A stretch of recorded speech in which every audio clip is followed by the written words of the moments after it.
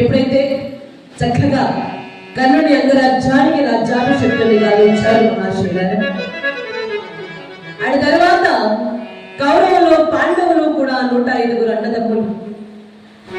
ధృతరాష్ట్ర మహారాజుకి తన కొడుకైనటువంటి దుర్యోధనుడికి రాజ్య పట్టాభిషేకం చేయాలని మనసులో ఉంది. మనసులో ఉన్నప్పటికీ కూడా కానీ దీనికి పెద్దవారు అంగీకరించరు. ఎవరా పెద్దవారు? భీష్ములు, ద్రోణాచారి, కృపాచారి మొదలైనటువంటి వారంతా కూడా అంగీకరించారని తెలుసుకుని ఏం చేశారు?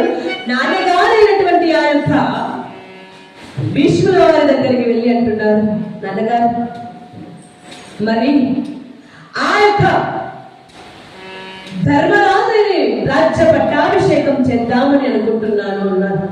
అనగానే ఆ మాటలు విన్నటువంటి భీష్ముల వారు అన్నారు, నాయనా ఇది ఎంత పెద్ద మనసురా, నీ కొడుకైనటువంటి దుర్యోధను ఉన్నప్పటికీ కూడా నీ తమ్ముడి కొన్నాళ్ళైనటువంటి ధర్మరాజుకి రాజ్య పట్టాభిషేకం చేయాలని అనుకుంటున్నావు. నీది ఎంత చక్కనైనటువంటి మనస్సు, నీది ఎంత మంచి మనస్సు అయినా అలాగే కానీ చెప్పి చక్కగా ఆ యొక్క అందరి సమక్షంలో ధర్మరాజుకి పట్టాభిషేకం గావించారు మహాశివరారా. జై రాధికా జై గోవింద జై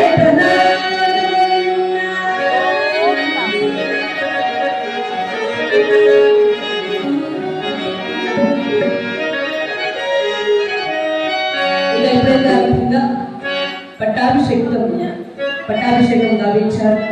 ఆ తర్వాత ఎవరి నోట విన్నా కూడా పాండవులు ధర్మరాజు రాజ్య పరిపాలన